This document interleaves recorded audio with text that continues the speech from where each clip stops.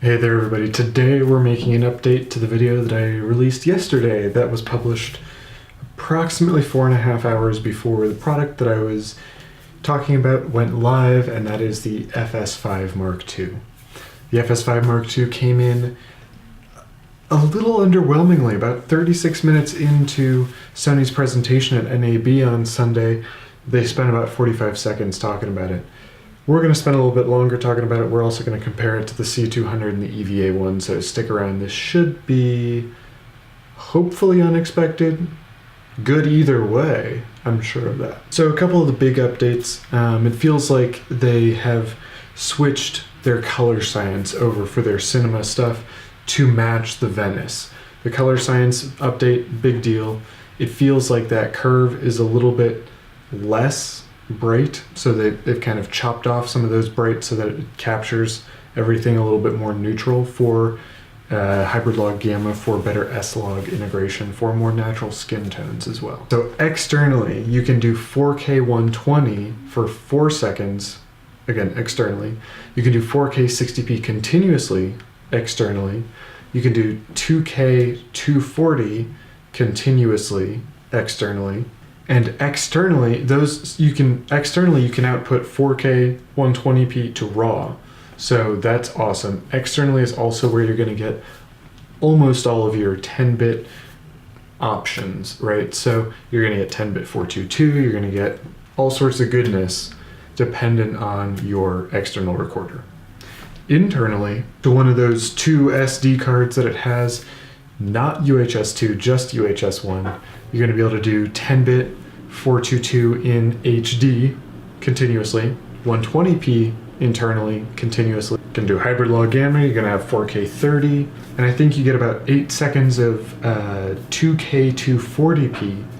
And all of the internal codecs are either for like 4K, 100 megabits a second, or 60 for your HD 10-bit 422. That's going to be 50 megabits per second, and so there's a lot to compare with those, right?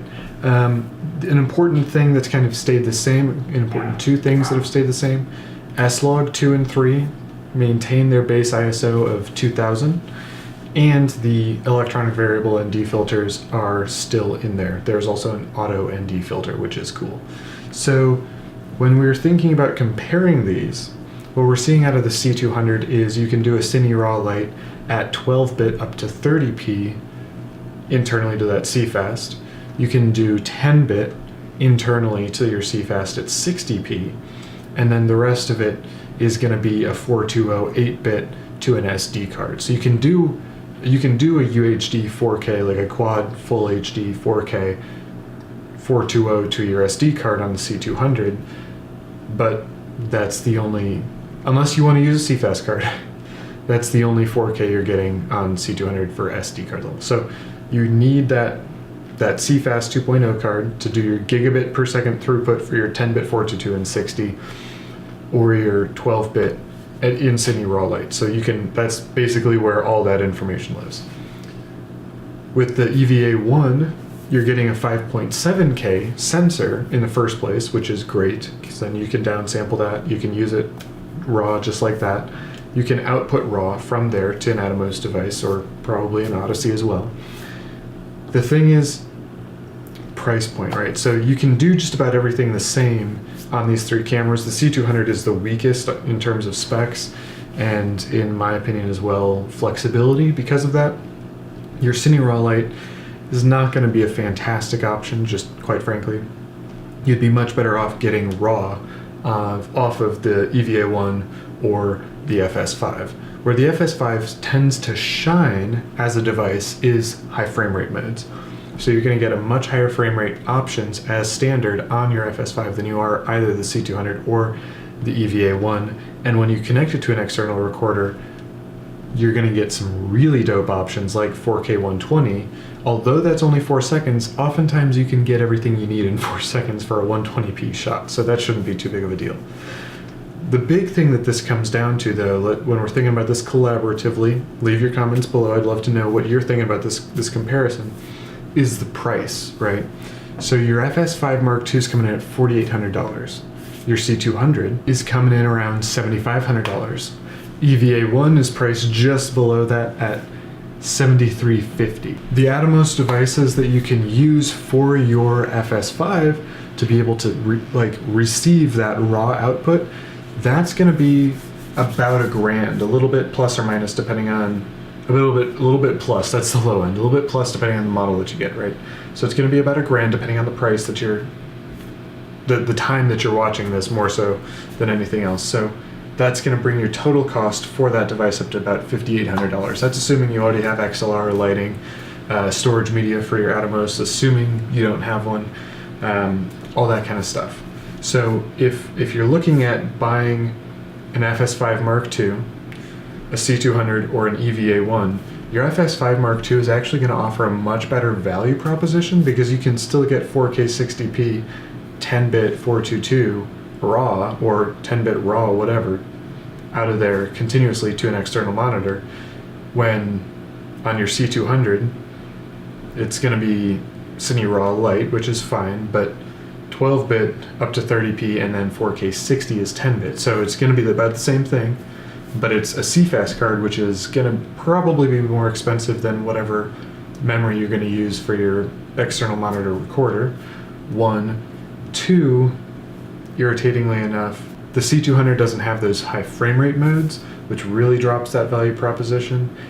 And outside of, that Cine Raw Lite to your CFast card, there isn't much functionality in the C200 in my opinion. I feel like the C200 is not a very good device, not a very high value proposition device.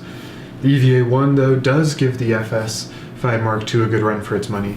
It also has an APS-C sensor. It's got an EF mount, which is a big plus in my opinion. Otherwise, you're going to have to adapt. If you choose the MC11 for the FS5, that's going to be another $150 or so. So that's not too big of a hurt.